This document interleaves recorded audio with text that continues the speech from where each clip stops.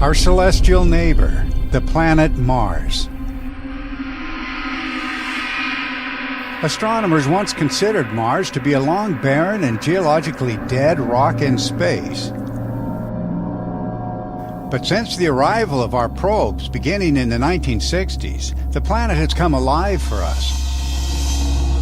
It does not reveal the inactive and worn-down landscape astronomers and planetary scientists had expected. Nevertheless, investigators continue to apply geologic concepts based on their understanding of the Earth and the Moon. They could only see volcanism, erosion, surface movement, and surface collapse, all punctuated by episodic impacts from space over billions of years. What force created the sharply cut gouges and depressions across the surface of Mars, looking as if a giant trowel descended to scoop out material at radically different and irreconcilable depths?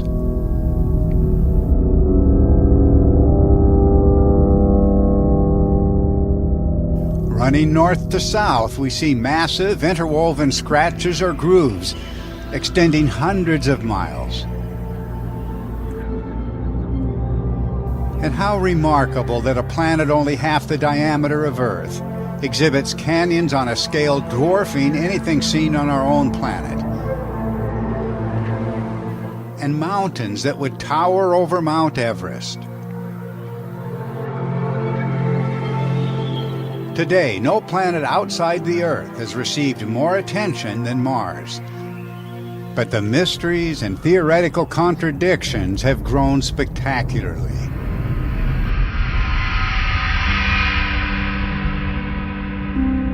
For decades now, investigators have wondered why the two hemispheres of Mars look as if they were formed in different worlds.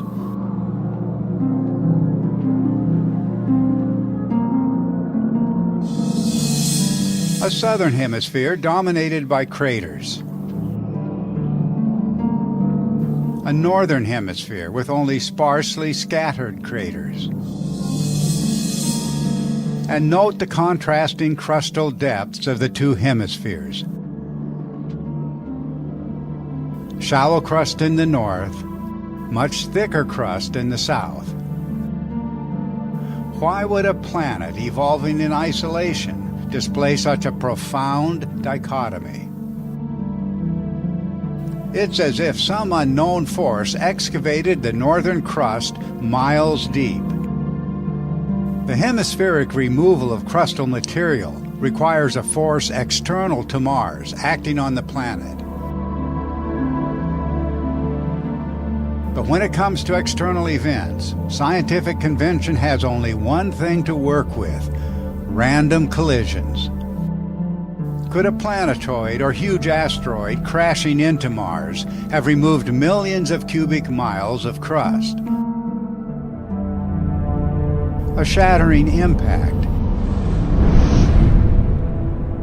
is all that theory would allow. But what would Martian history look like were we to include electrical events? Events on a scale sufficient to sculpt the surface of the red planet from pole to pole.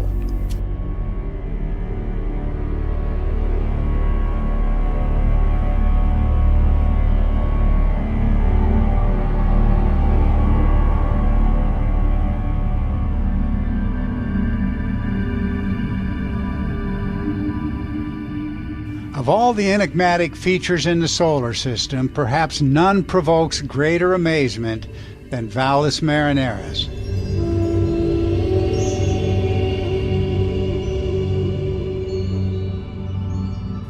The largest canyon on any planet or moon, the Deep Trench Complex stretches a third of the way around the planet. Hundreds of times larger than the Grand Canyon. It would reach from San Francisco to New York and beyond. Prior theory of planet formation had never anticipated such a chasm on a small planet. What natural force excavated this colossal trench?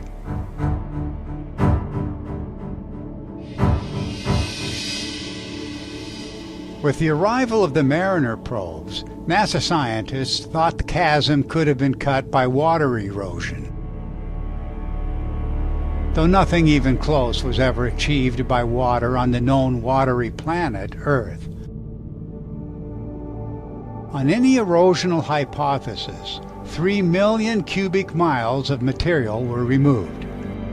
3 million cubic miles, and it had to go somewhere. Neither the means of fluid drainage nor the vast outflow required are in evidence. Now we know that the Valles Marineris reaches to a greater depth than any outflow channel originally envisioned. And the tributaries imagined by some turned out to be cleanly cut alcoves and stubby depressions. They are not connected to feeder streams at all.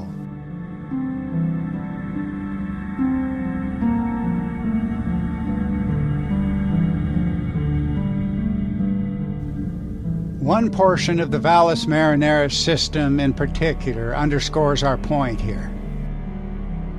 Planetary scientists acknowledge that Hebe's Canyon, much larger than our Grand Canyon, is an inseparable part of Valles Marineris.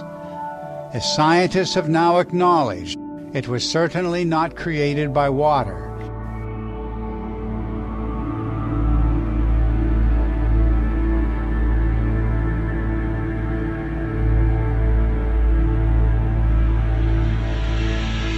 Nor is it plausible to suggest that surface spreading created the massive chasm of Valles Marineris, with its repeated morphology of sharply scalloped walls. The surface was not torn, it was carved, and the detailed images imply a removal of material along the entire length of the chasm, a process clearly illustrated by the neatly machined so-called tributaries all the way up to their rounded, cleanly cut terminations. Whatever formed the canyon complex did not stop at the margins of the primary channel, but added irregular craters and crater chains and surface grooves and gouges. So the question cannot be escaped. Is there anything known to science today that can account for the extraordinary profile of Valles Marineris? There is an explanation well known to science, though it's never entered the geologist's lexicon.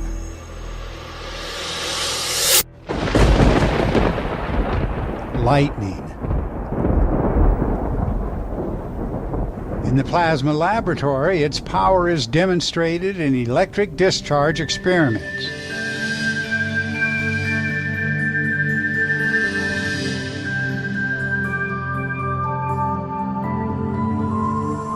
But the form unfamiliar to conventional science today is the cosmic thunderbolt.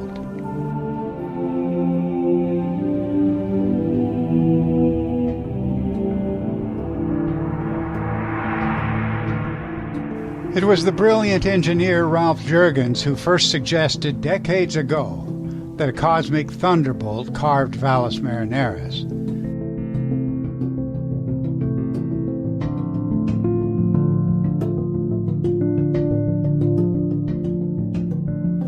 With the benefit of more recent data, electrical theorist Wallace Thornhill returned to this extraordinary possibility.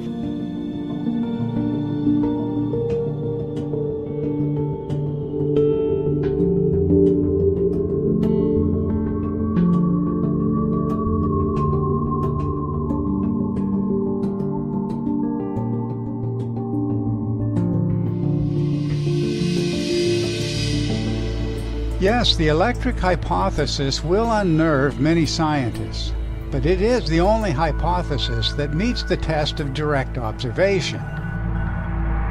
Here is a scar left by an electric arc on a piece of wet wood. Electric discharge provides a direct and complete explanation for the Valles Marineris.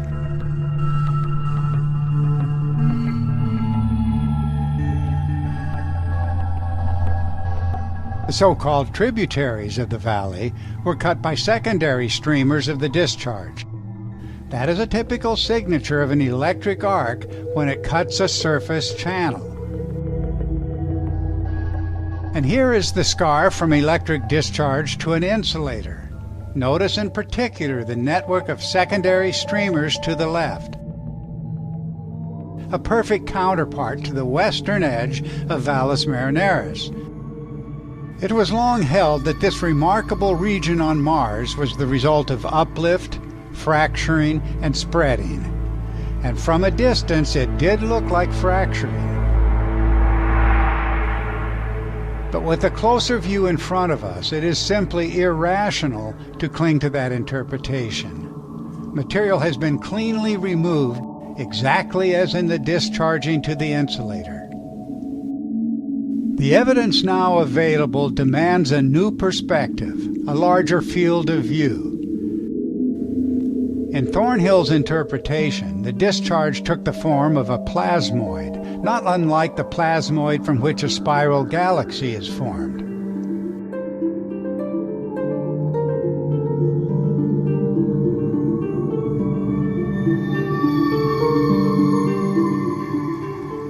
On his website, Thornhill noted how the discharge effect spiraled upward to the east and downward to the west, an effect that shows up quite clearly on the elevation map given on his website. In fact, if we extend the view of the elevation map, we see an even larger effect. It seems that the spiraling trails to the east and west nearly completed 2 circles as they swung back toward the trench itself. But one difference between the northern and the southern extension stands out. The northern extension is entirely constituted of ravines and depressions, while the southern extension consists of ridges and mountainous terrain. For this unusual contrast, electrical experiments offer a startling explanation. It was George Christoph Lichtenberg who in the 18th century first showed that electric arcs create ravine networks on more negatively charged surfaces and elevated ridges on more positively charged surfaces. Could it be that simple? That a cosmic thunderbolt carving Valles Marineris acted on 2 regions of different charge, negative to the north and positive to the south. If such was the case, the only plausible cause of the charge differential would be an electrical exchange between Mars and other charged bodies in the past. And what was the relationship of these events to the hemispheric dichotomies? The removal of crustal material to the north and the densely cratered southern hemisphere.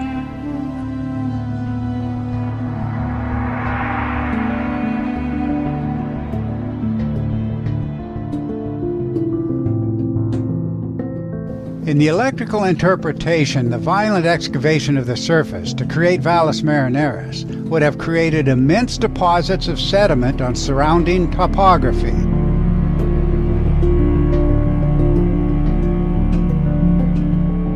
And indeed, we see that previous craters in the region were completely buried, with only the largest craters appearing as outlines penetrating through the deep deposits. It's apparent that the released material had a net drift to the west, since the blanket of deposited sediment stretches all the way to the eastern flank of the towering Olympus Mons. Keep in mind as well that an electric discharge at energies necessary to create the chasm of Valles Marineris would have ejected great volumes of rocky material into space. Much of the rocky debris would have fallen back to litter the Martian landscape. And indeed, shattered rock of all sizes across the surface of Mars is a long-standing mystery, and the mystery is resolved by electrical events on a continental and even hemispheric scale. Given the energies of the events, considerable volumes of material would have surely escaped the planet altogether. And what might this tell us about the Mars-Earth connection in our reconstruction of ancient events? Or the surprising discovery that rocks from Mars have fallen on our own planet.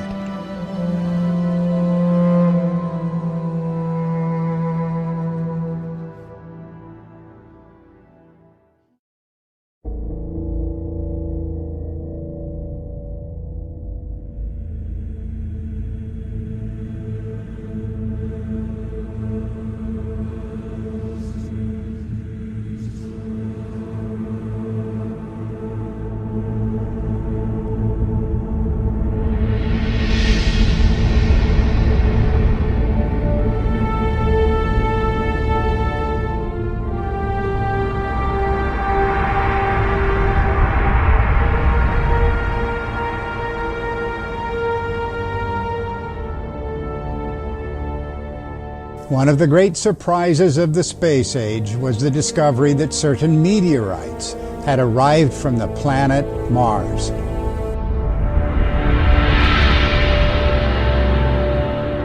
Initially, most scientists rejected the idea outright.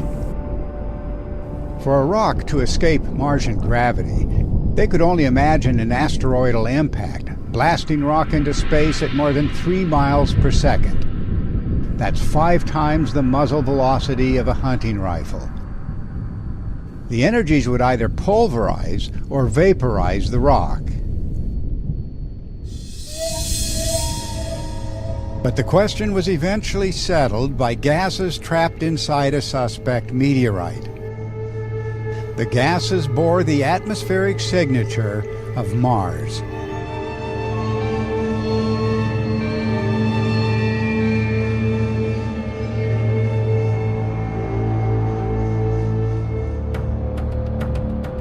By 2003, at least 30 meteorites had been identified as Martian.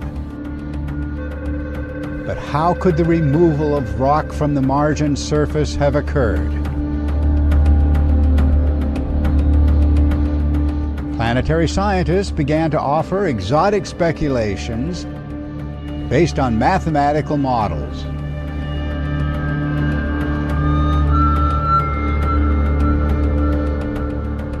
No one seems to have wondered if the vast debris fields of Mars might point the way to discovery. Even the smaller rocks viewed here from space would weigh tons on the Earth.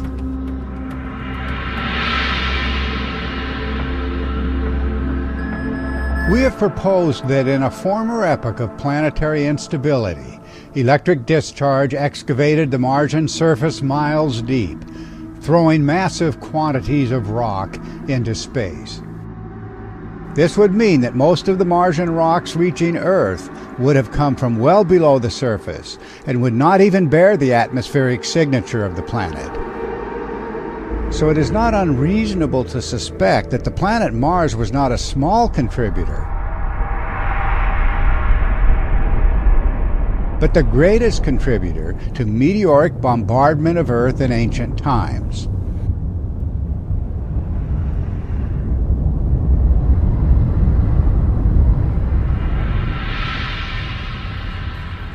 On this question, ancient testimony holds a surprising answer.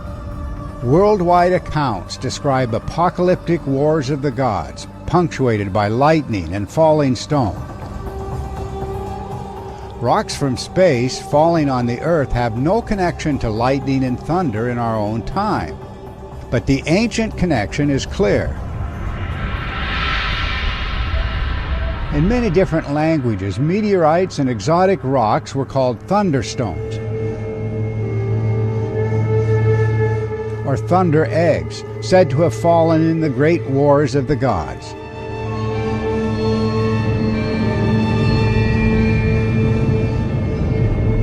It seems that the answer lies with the world's first astronomers. They insisted that rocks from space were hurled by the warring thunder god, the planet Mars.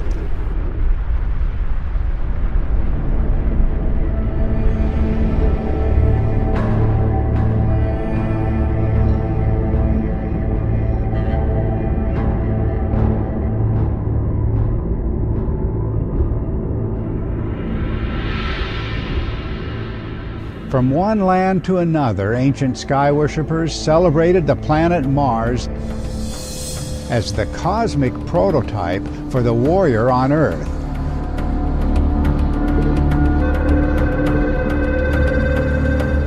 It seems that rocks encircling Mars, when Mars loomed huge in the heavens, appeared as a fiery retinue of warriors with a blazing countenance.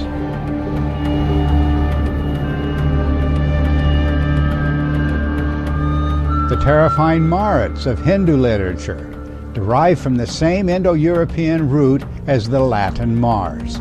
They are the sons and companions of the Hindu Rudra, the Red One, who could hardly be other than Mars itself. The Marats whirled in the heavens, bringing blasts of fire, of lightning, and falling stone.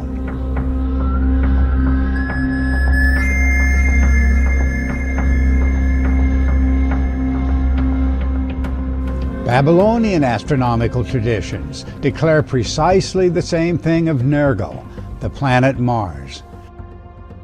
Raging demons with awesome numbers run at his right and at his left, the texts say. In the same way, the classical poet described the dwelling of the Greek Ares, the Roman Mars, ringed by 1,000 furies.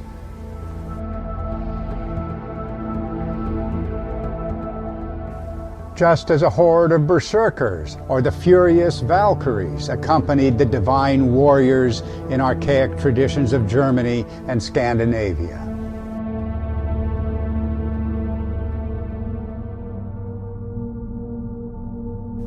For many years, our claim has been that catastrophic electrical exchanges between Mars and other planets at close range removed immense volumes of rock, dust, and debris from the surface of the red planet. But now, planetary scientists face an additional challenge. The surface of the Martian moon Phobos reveals a chemistry very close to that of Mars itself. Scientists now say that Phobos is not the captured asteroid that they had once thought. Like the meteorites from Mars, even this moon appears to be composed of material blasted from the planet's surface.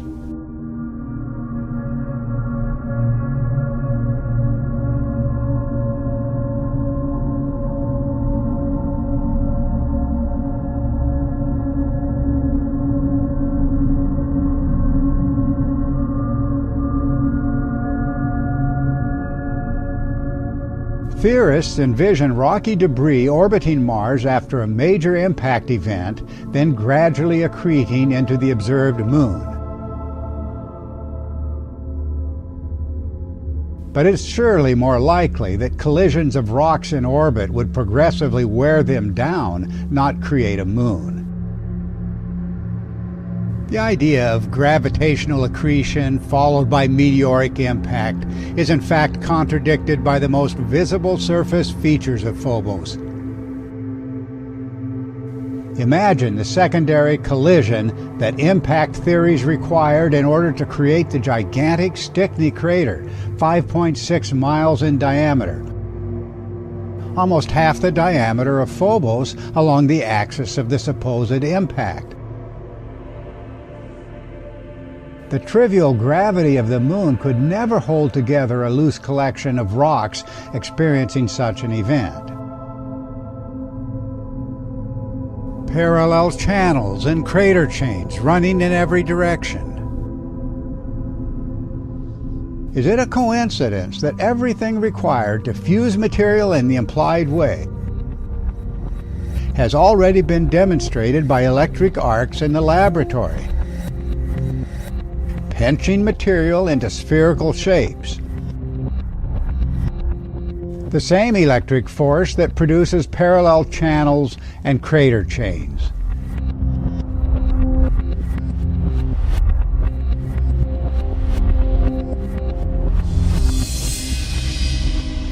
It should not surprise us that a body fused electrically into a rough sphere would continue to attract the surrounding dust created by the prior catastrophic events on the Martian surface.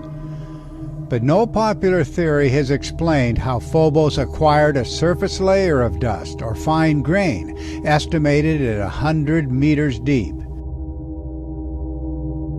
Even moderate vibrations created by the larger supposed impacts would immediately have propelled collected dust grains back into space due to the rock's minuscule gravity.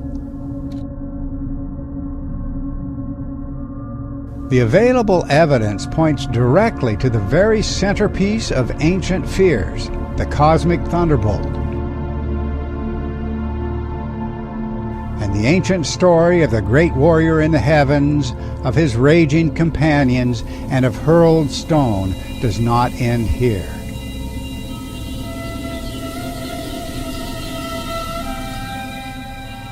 No surface feature on any body in the solar system is more recognizable than the great scar of Valles Marineris.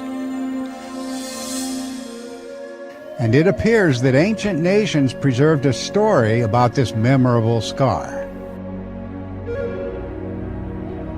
The scarred face of the Aztec god Xipe, the celestial model of the devoted warrior, is not easily forgotten. And many cultures recall a legendary warrior or giant recognized by his distinctive scar. But could the scarred god really have been the planet Mars? Scarface was the name of a legendary Blackfoot Indian warrior, also called Star Boy. His counterpart amongst the Pawnee was a great warrior named Morning Star, not Venus, they say, but the planet Mars. The Greek Ares personified the lightning weapon, and the Greeks named the god as Mars. When wounded in battle, he rushed to Zeus with the shout of 1,000 warriors to display the deep gash. In the different cultures, the warring god appears alternately as a hero vanquishing chaos monsters and a rogue warrior or dark power. We see the two aspects of the warrior archetype in the Hindu Indra, famed for the cosmic thunderbolt, and the giant Ravana, who is said to have been permanently scarred by the thunderbolt. Greek poets knew the monster Typhon as the owner of a lightning weapon, but also as the lightning-scarred god. And the same is true of the giant Enceladus, alternately said to have been scarred by the thunderbolt of Zeus or the spear of Athena, which meant the same thing.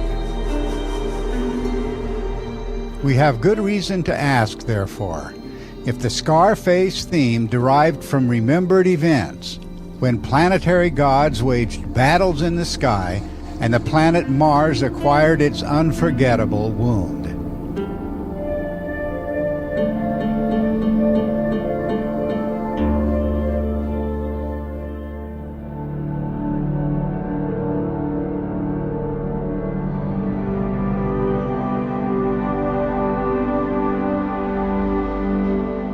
In its sheer size, the towering Martian mountain Olympus Mons dwarfs anything seen on Earth.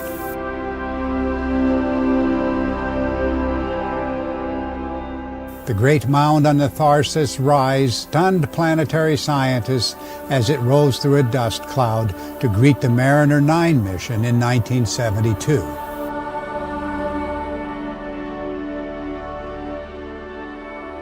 Almost as flat as a pancake, Olympus Mons is 3 times the height of Mount Everest and as wide as the entire state of Arizona. From its discovery onward, planetary scientists interpreted Olympus Mons as a classic shield volcano, comparing it to the great shield volcanoes of the Hawaiian Islands. But Olympus Mons is as large as the entire Hawaiian Island chain of mountains, from the seafloor to their summits. Numerous features distinguish it from any shield volcano on Earth. Its steep scarp rises up to 4 miles high. No shield volcano offers a counterpart to this towering cliff.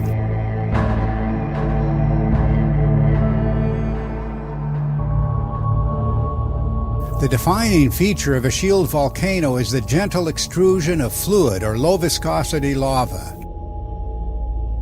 Shield volcanoes do not present a scarp, and a scarp 4 miles high is simply out of the question.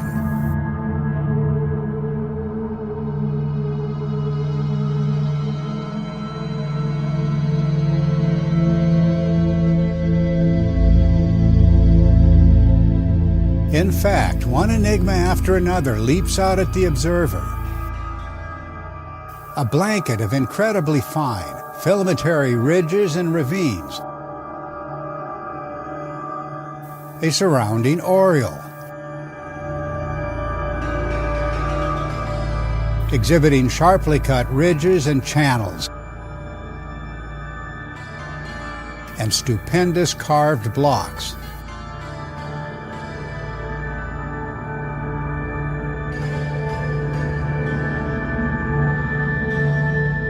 Subsequent to its formation, much of the aureole to the east was apparently buried by equally enigmatic activity in the region. Indeed, the Tharsis Rise as a whole is a long-standing enigma, 2,500 miles across and more than 6 miles high.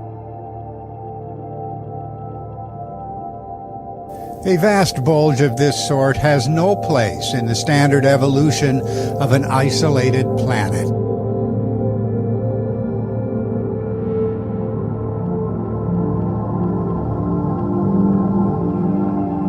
Planetary scientists still debate the enigma, but if Mars formerly engaged other charged bodies at close range, the Great Bulge is the very deformation we would expect.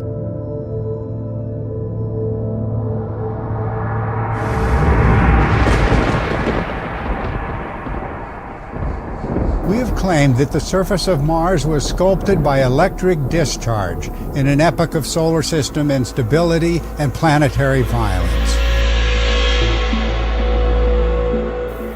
Yes, this is an outrageous idea, but Olympus Mons itself has all the characteristics of a lightning blister. Such raised, bell-shaped blisters can be found on the caps of lightning arresters after a cloud-to-ground strike. And we find them in other natural settings as well. They are elevated fulgurites, what some have called fulgamites. The discharge that creates a raised fulgurite is often followed by lesser strokes along the same ionized path, creating overlapping pits on the top of the formation, just like the circular craters on the summit of Olympus Mons. On the Martian mountain, the smaller craters center on the walls of the larger and are cut to greater depths, as if with a cookie cutter. The material that forms the raised fulgurite is scavenged from the surrounding surface. The result is an encircling depression or moat. This characteristic is so clear and obvious as to raise a critical question. Is there a moat around the base of Olympus Mons?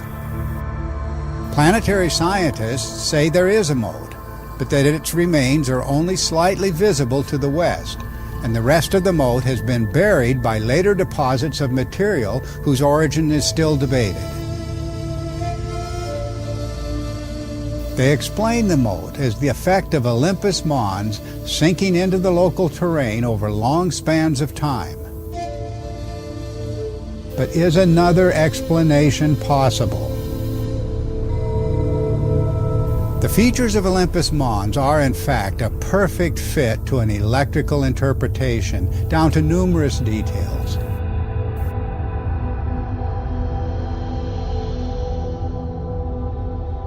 Several years ago, Wal Thornhill conducted a laboratory experiment to demonstrate the effect of an electric arc on a positively charged, or anode, clay surface. At moderate power, the electric arc raised a circular mound from the surrounding material to create both a moat and an encircling fluid aureole extracted from the clay, while also carving a crater on the top of the mound and cutting pits and gouges in its flanks. As the power was increased, the arc briefly stopped moving and burnt a smaller circular crater within the pre-existing crater, leaving a glowing spot.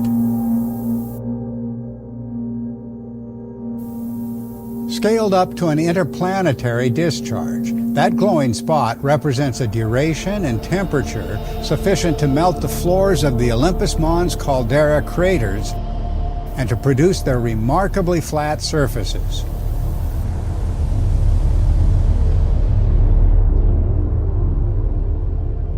The Olympus Mons aureole also has its analog on the aureoles of lightning blisters, showing concentric scarring.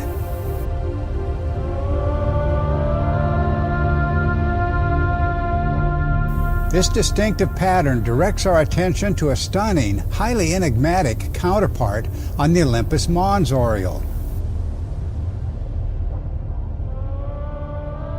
In conventional terms, the similarity can only be accidental.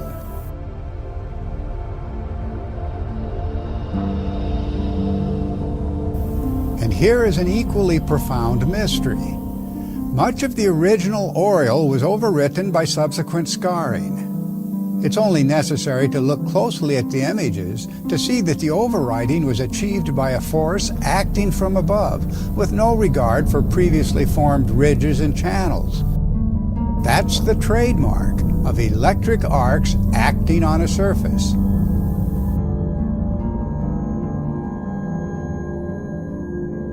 In an electrical interpretation of Olympus Mons, successive strokes from a cosmic lightning bolt lifted the peak and carved the craters on the summit.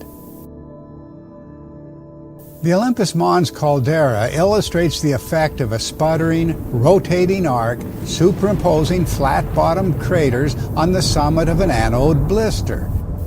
Its rapid movement will frequently cut steep terraces into the walls of the superimposed craters.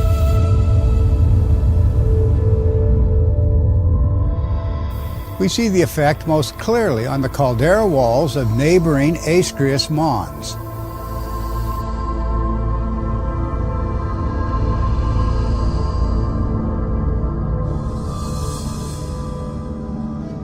On a planetary scale, a cylindrical, rotating electric discharge can be seen as an array of smaller cylinders. A good example is the cylindrical Earth auroras, formed by curtains of smaller discharge cylinders.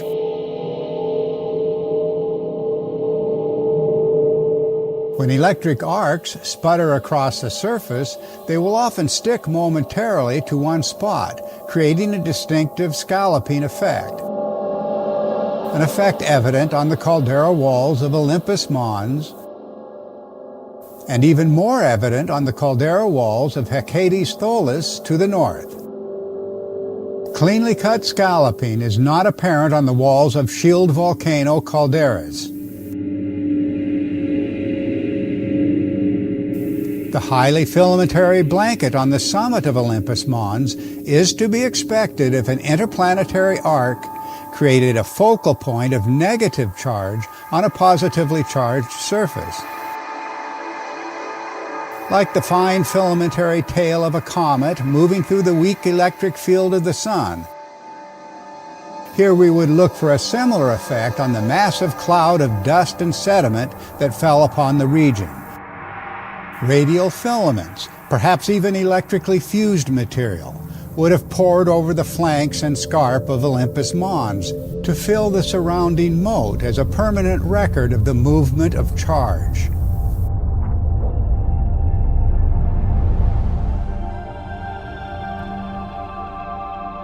In truth, no shield volcano on Earth replicates the morphology of Olympus Mons, Yet the pattern is repeated more than once on the Tharsis rise of Mars. Not just superimposed craters and terracing, but as seen in the laboratory experiments with electric arcs, a spectacular array of surrounding pits and deep surface gouges. And most extraordinary is the fact that the expanse of carved surface seen here reveals not a single opening to the great voids that are supposed to lie beneath the surface. The voids into which scientists have assumed these pits and gouges collapsed. Collapse pits are typically quite obvious, revealing either their connection to local fissures or openings to cavernous space below. Examined critically, the supposed shield volcanoes of Mars do not reveal the expected features. This may not exclude the possibility of active volcanoes in the planet's violent past, but with higher resolution images, the spectrum of enigmas has broadened spectacularly.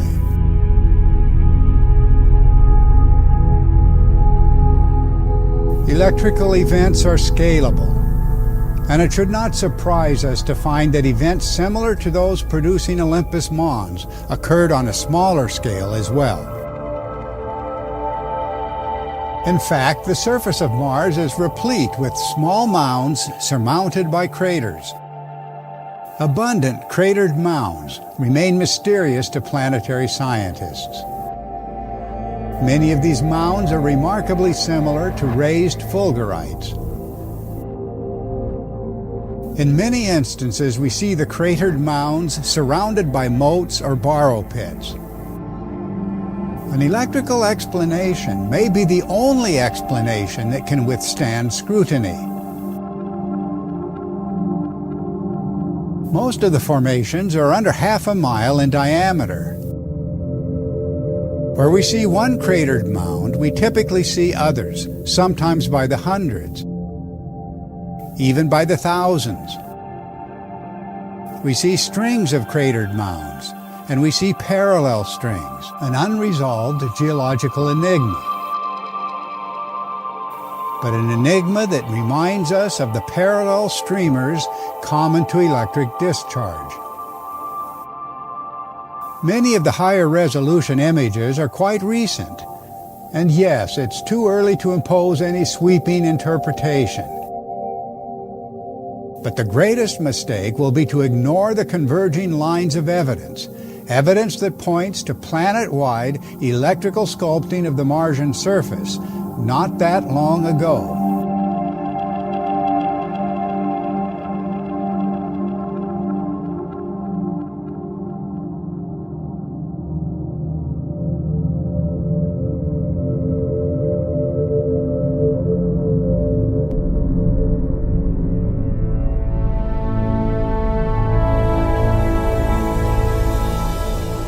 Is it possible to identify the events that shape the surface of the planet Mars?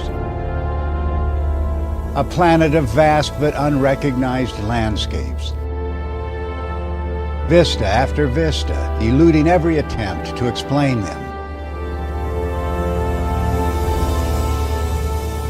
Scientists labor to solve the mysteries through textbook theory. But if, as we have claimed, the cause was electrical, they will never get the expected answers.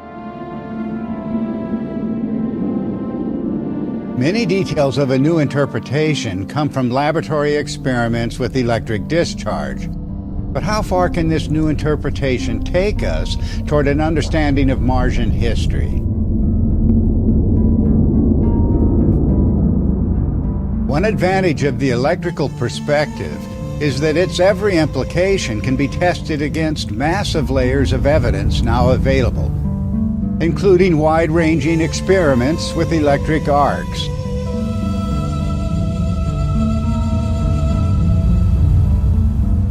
If, as we've proposed, Mars was immersed in hemispheric discharge, the planet can be viewed as a laboratory in space for testing the electrical hypothesis.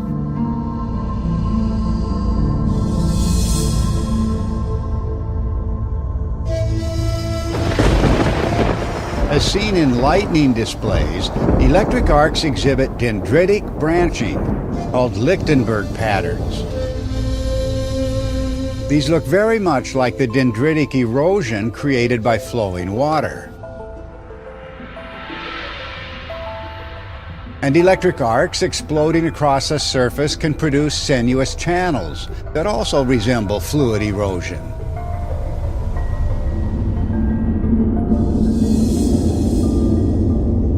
But there are differences. In electric discharge to a solid surface, the electron pathways frequently create dark spotting, or chains of craters, running along the channel floors or close by.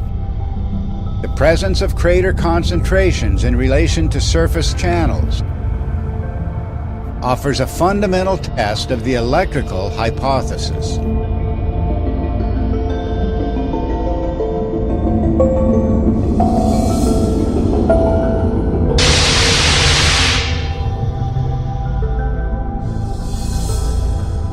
In electric experiments, we also see coronal streamers radiating perpendicularly from the primary discharge channel.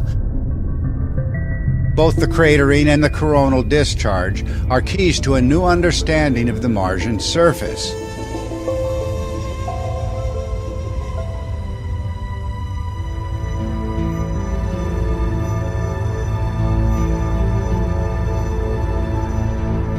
Did electric arcs cut the great channels on Mars?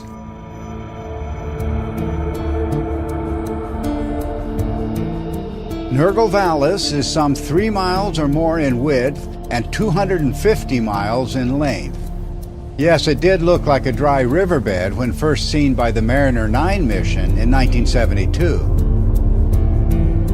But the original confidence of planetary scientists soon gave way to doubts, then to contradiction.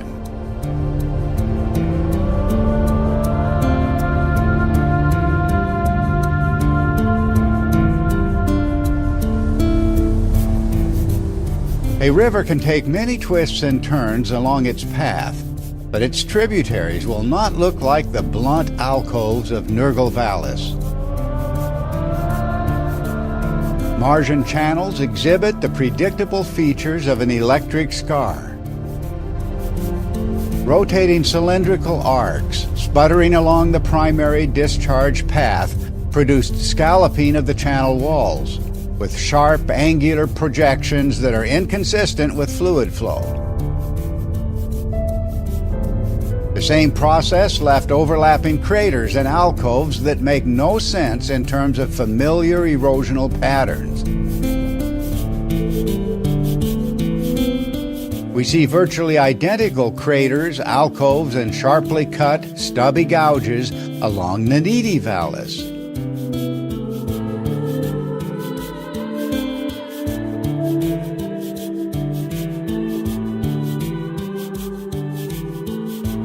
Numerous other Martian rills underscore the same enigma, and the unanswered questions grow year by year.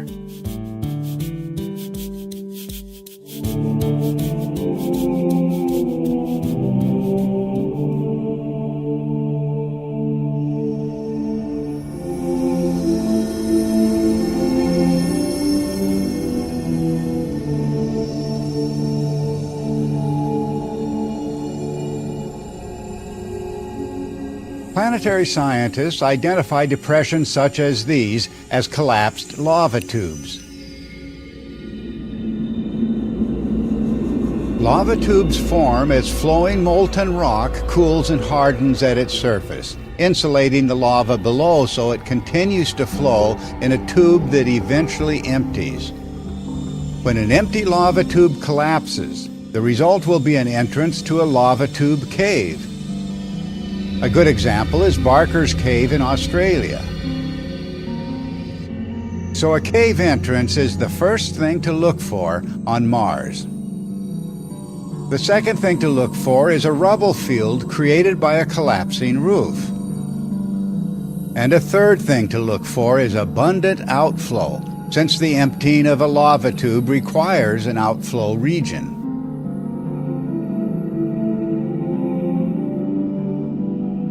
But but in reviewing innumerable instances of claimed lava tube collapse on Mars, we find no cave entrance, no rubble field from a collapsed roof, and no outflow. The depressions stand alone, with literally nothing to support the theoretical interpretation. Like any fluid, lava flow follows topographical relief, always running downhill. The channels seen here change direction randomly, in apparent disregard for topography. They make 90-degree turns, unrelated to surface gradients. And they also cross over each other with no disturbance of either. These depressions cannot be collapsed lava tubes, but what are they?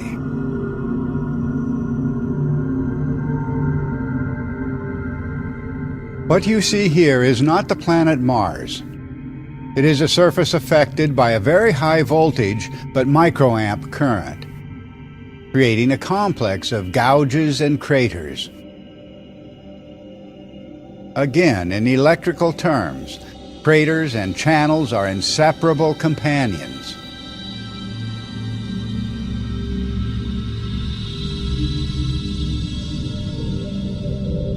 In responding to the mysterious channels and depressions on Mars, many planetary scientists thought they saw spreading and fracturing. And indeed, evidence of fracturing is present on Mars, as seen here. Here there are no associated craters or crater chains, and the nature of the stresses acting on the surface is an open question. Planetary scientists think in the same terms when considering the region of Avernus Collis. They identify the channels as cracks or fractures. But why the concentrations of craters and crater chains? A rotating electric arc traveling across the surface can alternately sputter forward to produce linear chains of craters, or advance on a continuous path to cut channels as if by a router, with uniform depth and parallel sides.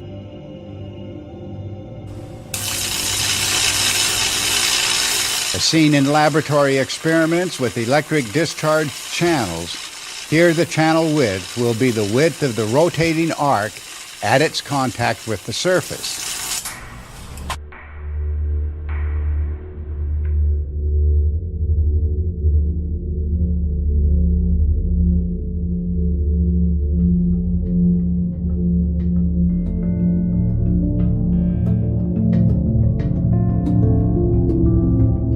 The question of crater formation on rocky planets and moons must be reopened.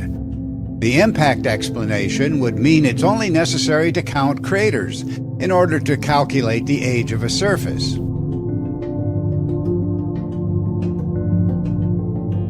But electric discharge on a hemispheric scale could quickly create a surface that looks 1 billion years old to those counting craters.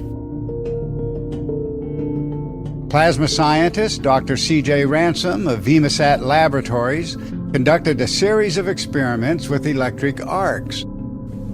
Electric discharge produced surface cratering patterns closely resembling those observed on planets and moons. Even the surface darkening and central bumps or mounds of so many craters on Mars were present in the laboratory experiment.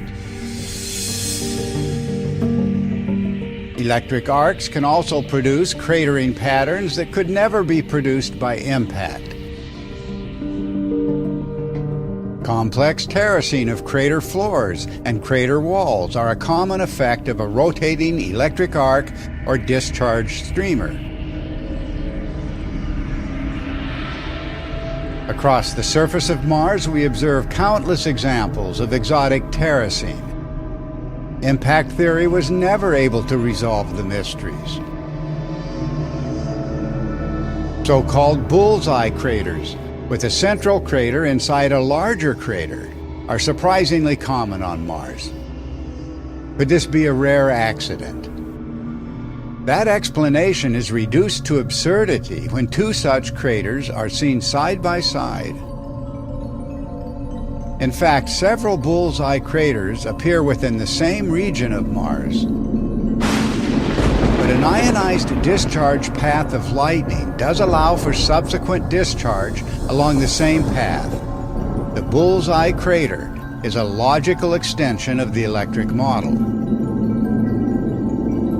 And when it comes to improbable events side by side, these two craters with central peaks each terminating in another crater will certainly never be explained by impact. Impacts do not create hexagonal craters. But look closely at this region of Mars, and you'll see several hexagons. An observed form taken by rotating plasma, as seen in the planet Saturn's electrified polar hexagon.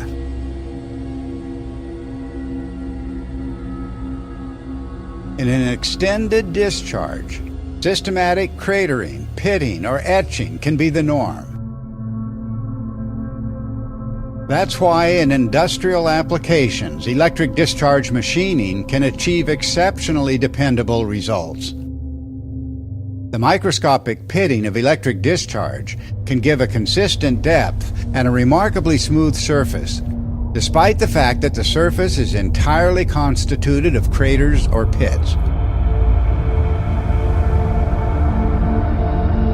The same effect can be observed on seemingly smooth surfaces in the northern hemisphere of Mars, surfaces that have been excavated miles deep.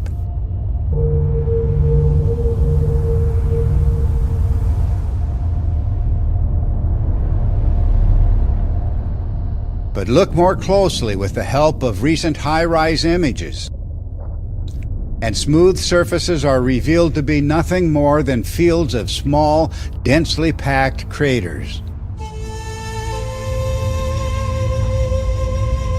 The baffling crater field seen here, like so many others on Mars, is a perfect counterpart to an electrically machined surface.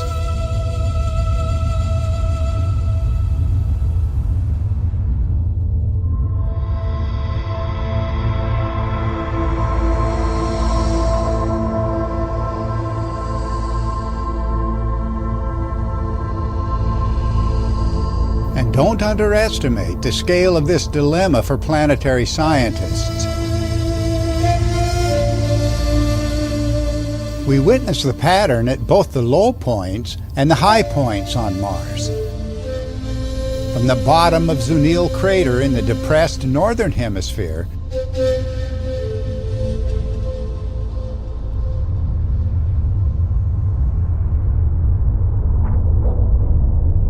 to the highest point on Mars, the summit of towering Olympus Mons.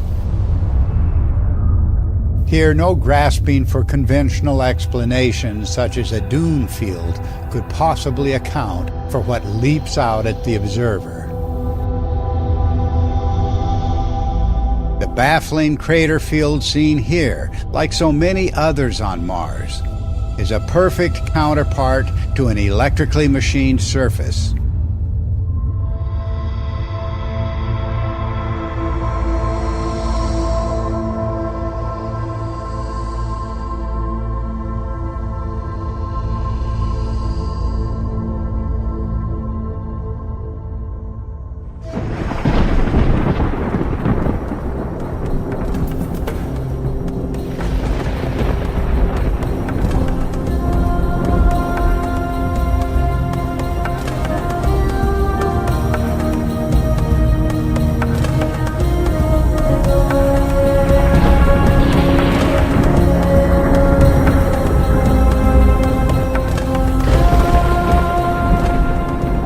More than 2 centuries after Benjamin Franklin flew his kite, the origin and behavior of lightning continues to amaze and to puzzle the lightning specialist.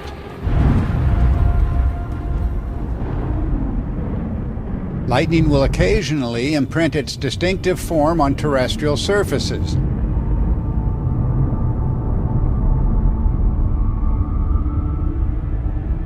and even on the skin of humans.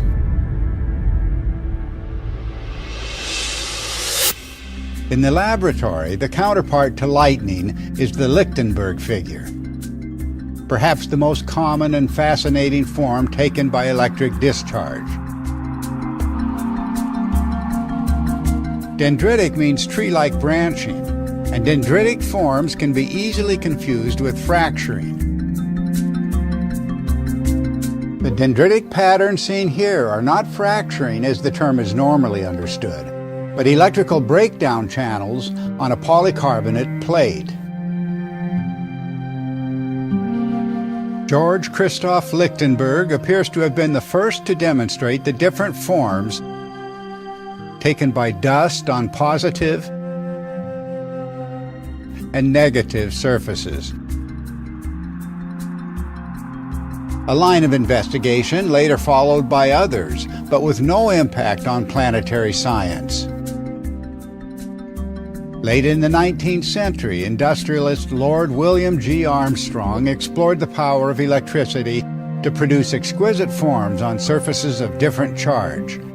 The feathery qualities of Lichtenberg figures on a negative surface could be compared to the more dendritic patterns on a positive surface.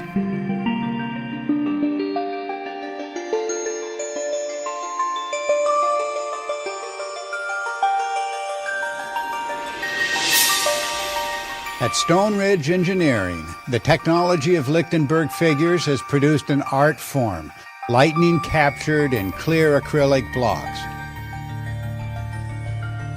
The blocks are bombarded by electrons from a 5 megavolt particle accelerator, arriving at nearly the speed of light, but coming to a stop within a fraction of an inch into the block, a cloud of trapped negative charge. Here, the event producing the dendritic channels is triggered by a simple stroke of a metallic pin. That is all it takes for a breakdown of the insulating material and a nearly instantaneous release of charge in dendritic channels. A millisecond lightning storm frozen into the acrylic block.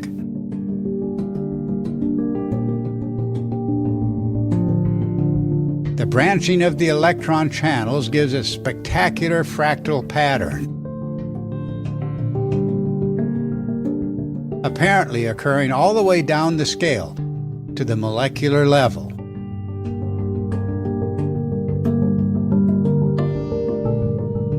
From what we have earlier presented, it is evident that planet-wide electric discharge created vast regions of raised Lichtenberg figures on Mars.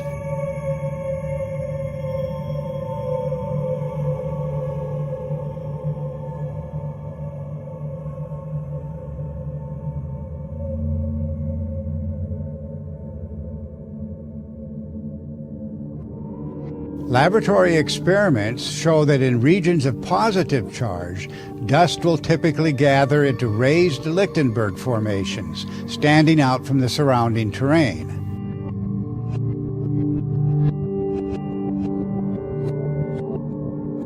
In fact, sharply sculpted dendritic ridge systems are abundant on Mars, showing up wherever the highest energy events are implied. The Great Trench of Valles Marineris is an extraordinary example.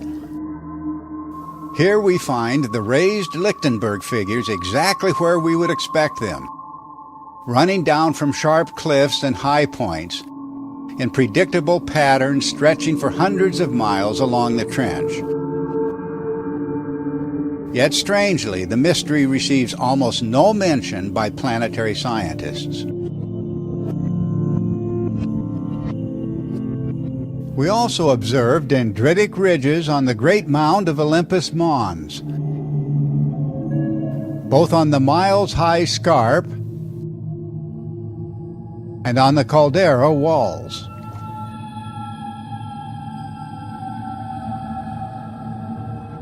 In fact, the mystery is global. We see the same pattern on the walls of major rills.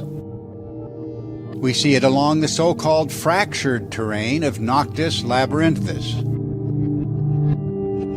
And everywhere on Mars, we see the dendritic patterns reaching down from towering cliffs and mesas.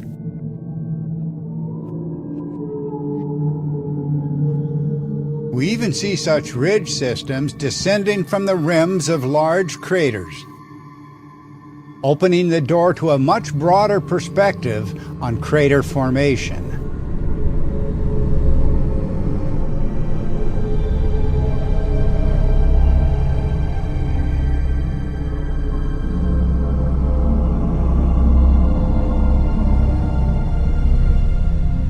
In the hypothesis presented here, many craters on Mars were produced by the same electrical events that created chains of craters and a great variety of channels or rills.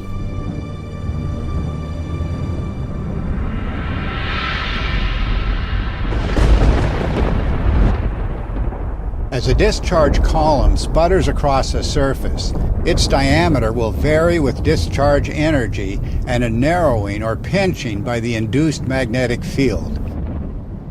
The pinching effect will be most strongly focused at the point of contact with the surface. The sputtering arc will leave a unique signature in the form of scalloped walls. Popular explanations say that surface collapse must have produced these cratered channels.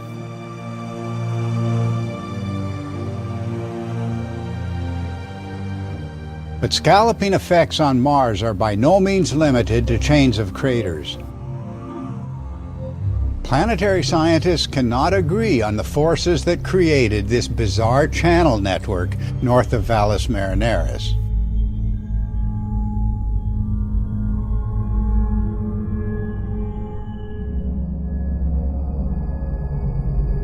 Other channels that are said to have been caused by fluid flow, either water or lava, exhibit the same scalloped walls.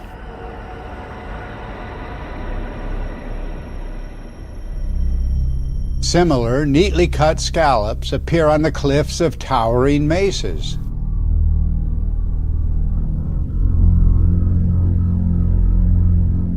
And the so-called calderas of the great mountains of Mars reveal the same pattern.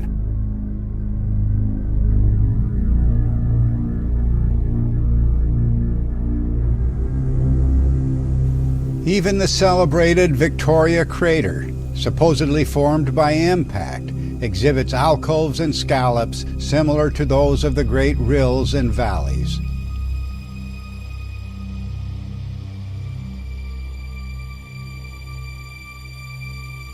And the scalloped walls of Zunil crater are virtually indistinguishable from the scalloped walls of Valles Marineris.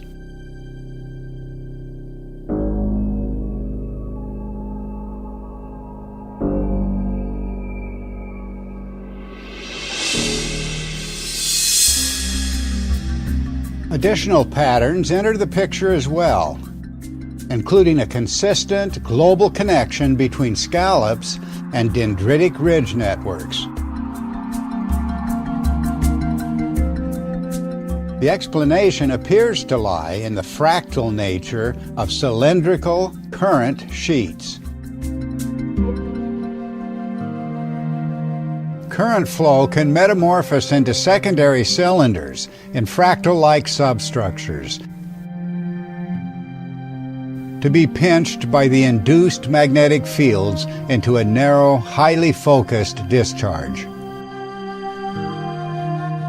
We see this interplay of different scales in the cylindrical currents of Earth's auroras as charged particles enter and exit the polar regions in an electric circuit. Invisible current sheets, magnetically pinched at Earth's poles, divide into visible curtains of secondary cylinders, all dancing in the turbulence of Earth's upper atmosphere. The same electromagnetic structure arising from charged particle movement will at times be seen in the electrified tails of comets.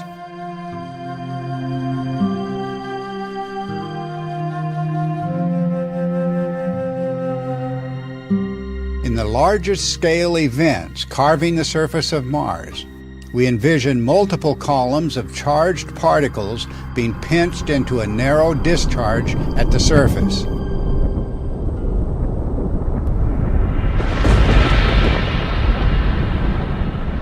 This established principle will be crucial to comprehending the giant Valles Marineris with all of its accompanying chasms. Smaller scallops within larger scallops. They are the imprint of pinched cylindrical currents, constituted of smaller cylinders. The pattern occurs repeatedly and is surely no accident. Consider the consistent relationship between the scalloping effects and Lichtenberg ridge systems. The most prominent of these dendritic forms are those that separate the larger scallops. The smaller dendritic ridges define the boundaries between smaller scallops.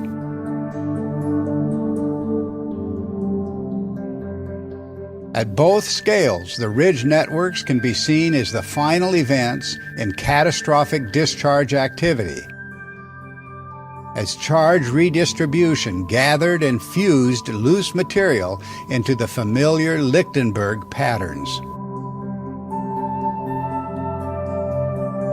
In this revisioning of Martian history, contradictions find a unified resolution in an electrical cause.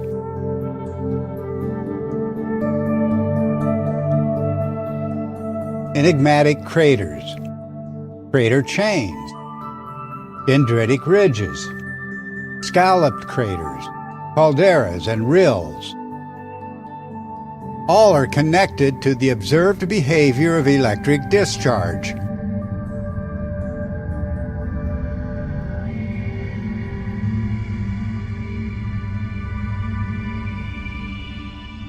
Here is an image of electric arcing to a negatively charged surface, capturing the feathery discharge glow or corona. The corona is constituted of extremely fine, hair-like filaments radiating from the primary streamers.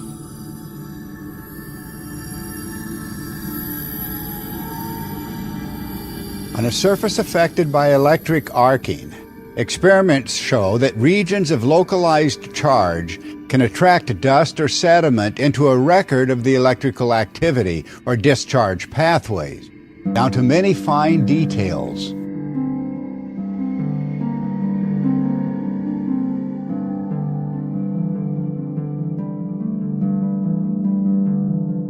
Here is a ridge complex on Mars, covering thousands of square miles.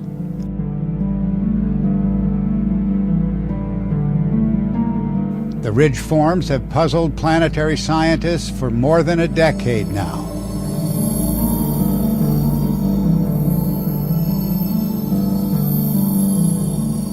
Since standard geology does not include such forms, this unique behavior is a logical test of the electrical hypothesis. Examined closely, we see perpendicular, hair-like filaments illuminated by the sun, confirming that electric discharge attracted dust into raised relief.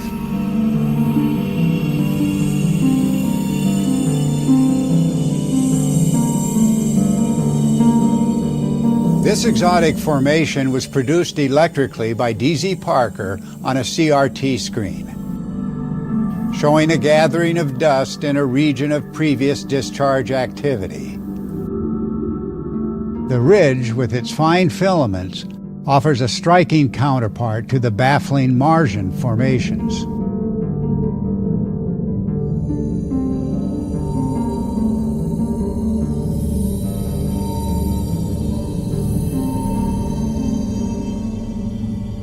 We have suggested that the northern hemisphere of Mars was eroded electrically to a depth of 5 miles or more, as seen on the global elevation map. It is only reasonable, therefore, to look for transitional zones on the margins of the more depressed or heavily eroded regions. If the erosion was electrical, what should we expect to find? Particularly in the regions that separate the low-lying northern latitudes from the elevated and densely cratered southern hemisphere. We should expect to find what we do find. Vast regions from the equator northward, showing the predictable phases of electrical erosion. First, electric arcs raking across the surface created a network of channels, cutting the region into discrete blocks. Then the arcs, acting on the sharp edges of the blocks, continued to extend the valley floors, leaving separate angular islands. The islands, standing out above the newly excavated terrain, were then progressively eroded into various pyramidal forms, then mounds, as electric arcs continued to erode the sharp edges. And finally, the remaining mounds were etched away. Just as industrial applications of electric discharge machining can erode high points to produce a flat surface. All that is left of the earlier margin plains are the few scattered remnants of sculpted mesas and bluffs, disappearing altogether in the flat depression farther to the north. This transitional process can be observed across great distances on Mars with a consistent pattern. Highly cratered, elevated plains to the south,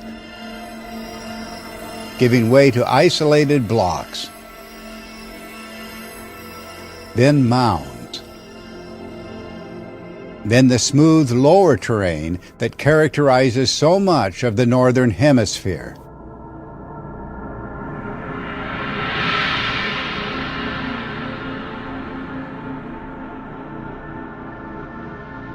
In early 2004, the Mars rover Opportunity returned images that alone could alter our ideas about the recent history of the solar system. The rover had landed in a crater, and scattered around the walls of the crater were a multitude of BB-sized spherules. Their blue-gray color set them apart from the reddish hue of the iron-rich Martian soil. Thus the informal name given them, blueberries. As Opportunity rolled across the Martian landscape, it found a profusion of the little spheres that apparently occupy the Martian surface by the trillions.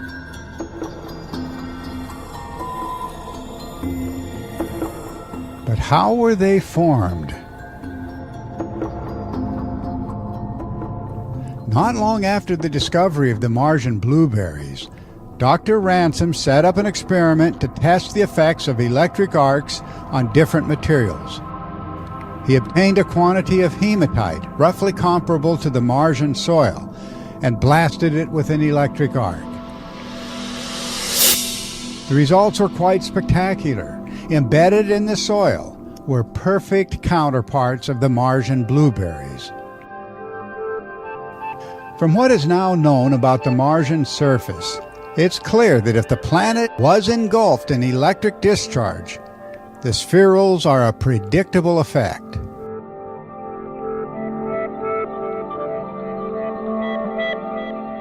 Ransom's experiments did not end the investigation either.